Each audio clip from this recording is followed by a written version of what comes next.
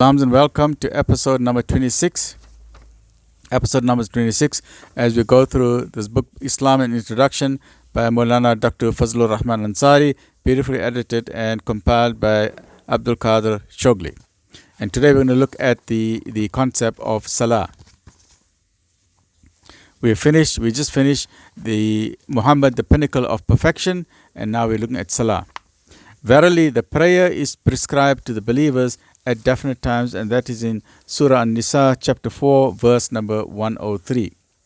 Islam has been built upon 5 pillars, 1 of faith and 4 of action. And prayer, Salah, forms the most important pillar of action. The question arises here as to what is the need of prayer. It is an age-old conviction of humanity that the human personality is constituted of 3 factors: mind, body, and soul. It is also an established fact that it is the nature of human personality to develop and evolve based on the environmental circumstances. The law of evolution has been universally acclaimed as the true principle underlying the existence of all organisms. All of us know that the human body is an evolutionary phenomenon. We are told in biology that the earliest form of every human baby that comes into this world is that of a life germ, which is just an infinitesimal speck and unnoticeable by the human eye. This speck evolves in its embryonic stage by acquiring more and more developed forms until it develops into a fully fledged human personality and comes into this world to play its role in the life of humanity. Beautiful, beautiful, beautiful. We also know that when a human being enters the world, it has all the human features and human limbs, but it is not yet fully grown. Rather, its physique has to undergo a continuous process of development, day in and day out through various milestones, for years and years, and then alone it acquires maturity of physique and of the mind and of the soul. Although even then its physical possibilities are not completely exhausted. Similar to the physical evolution is the process of the evolution of human consciousness. There are 3 levels of consciousness. We have the instinct, we have the reason, and we have intuition.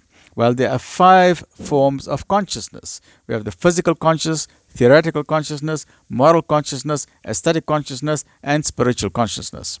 When a human baby comes into this world, its reason and intuition are dormant.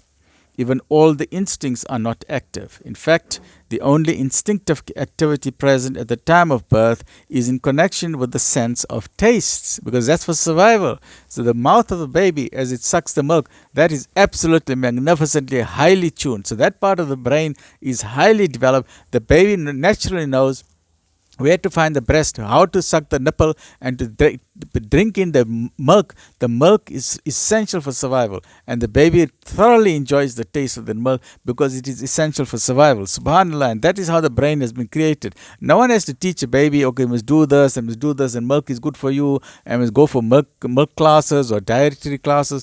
The baby knows immediately, instinctively, this is a gift that has been inborn. So when a human baby comes into this world, its reason and intuition are dormant.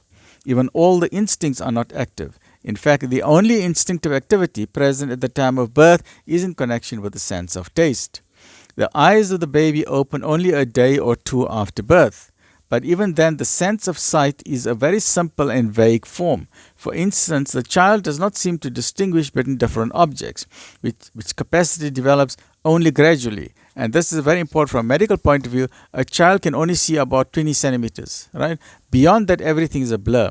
And the reason why a child can only see about 20 is only about a foot. So a child can only see about up to a foot. Everything else beyond that is a blur. And the reason for that is when the mother is breastfeeding the child can only see up to the distance of the mother's face. Because for 9 months, the child was hearing this woman talking. It never saw the face of its mother. Then finally when it's born, it is now looking, while it's drinking the milk, it's looking at its mother's face to say, wow. And that is why it's very important. You must talk to your babies when you're breastfeeding them. Talk to them, because then they remember, for 9 months, this was the voice. So now when they're seeing the face, they are linking the voice that they were hearing with the face. So a baby can only see about 20 centimeters. So when a person stands, the father stands at the end of the bed, hello baby, that baby doesn't know what's going on. So, but it's fine, we can say Allah to the baby, but beyond that, everything is blurred. So the eyes take time to get focused. But in the initial months, the baby is only focused on the mother's face. So beautiful. And that's how it develops a bond. That's how it develops a bond. Imprinting. It imprints that mother's face into the brain. You know, when you get this baby geese, the goslings, the baby geese, with the first person they see, they will follow you to the end of the earth. Subhanallah, it's amazing. Biology is amazing, right? So a child does not seem to distinguish between different objects, which capacity develops only gradually.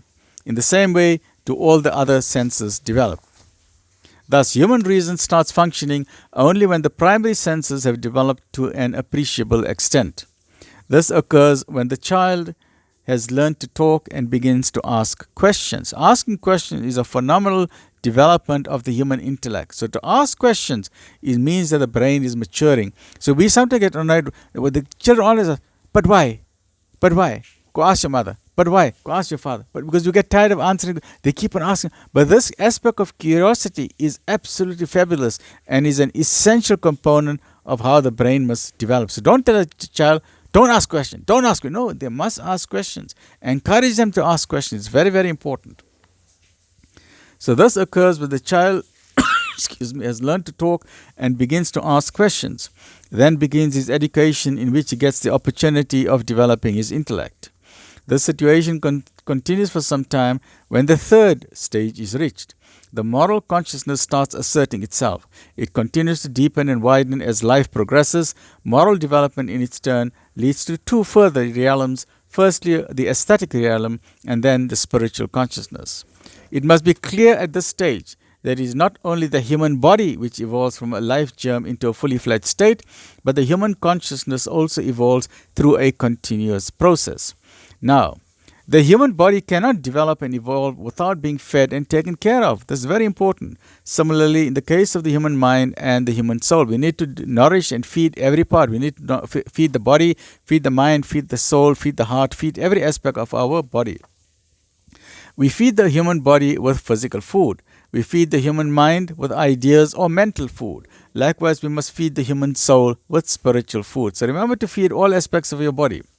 There is a whole science of dietetics and nutrition concerning the human body. There is a whole system of education for the cultivation of the mental faculties and the feeding of the mind. What should be our attitude to the human soul then? The only rational and natural answer to this question is that just as we try to feed the body with different types of food, and just as we try to feed the mind continuously, it is also our duty to feed the soul uninterruptedly. And it's very important at this point that we must feed the soul with good things, with good knowledge. So Islam gives you the rational good knowledge. Now, if you have contamination in your belief systems, the question you must ask yourself, we regularly have showers every day. You have a shower of your body. But when last did you have a shower of your soul? Did you take a shower of your soul?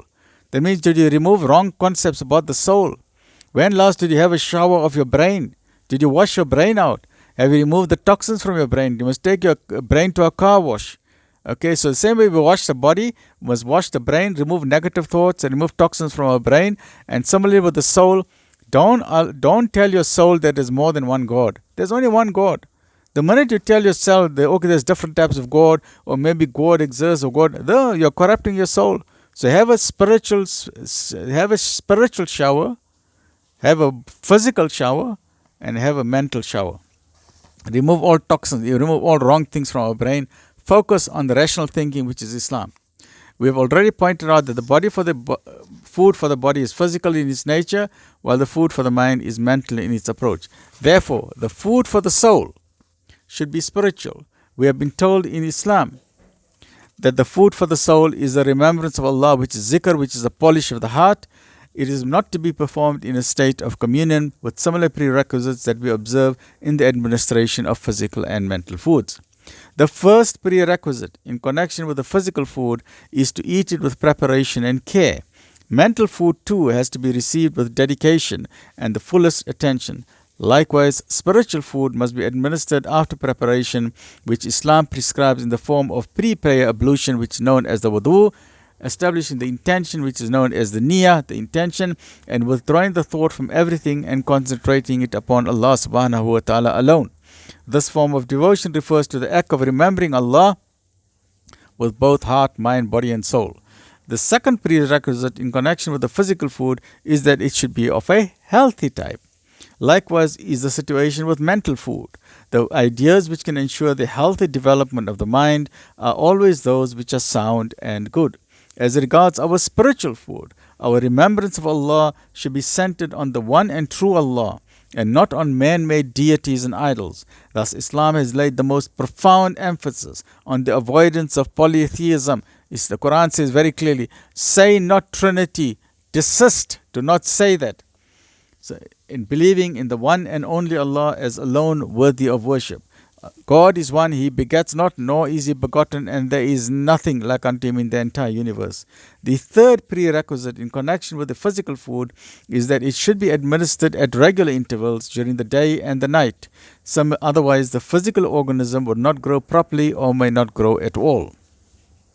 A similar regular routine is essential for feeding the mind.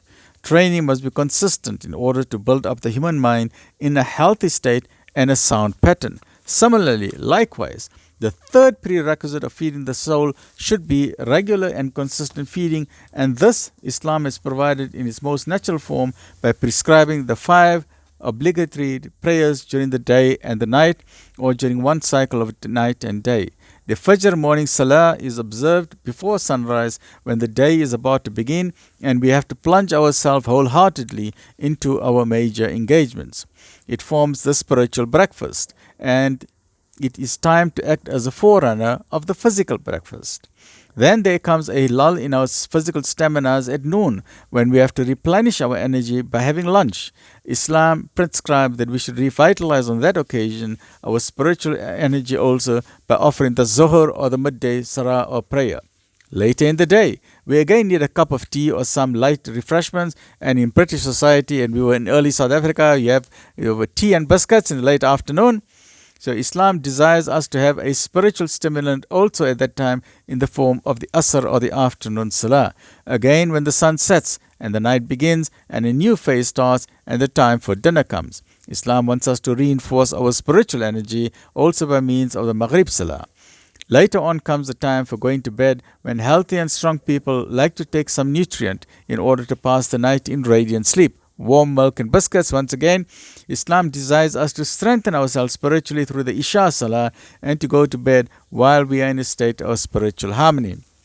So remember the Salah, anytime you need the guidance of Allah subhanahu wa ta'ala, guidance of God, remember you can dial God directly, 24434, 2 Fajr, 4 Zohr, 4 Asr, 3 Maghrib and 4 Isha. Stay well. Alhamdulillahi Rabbil Alameen.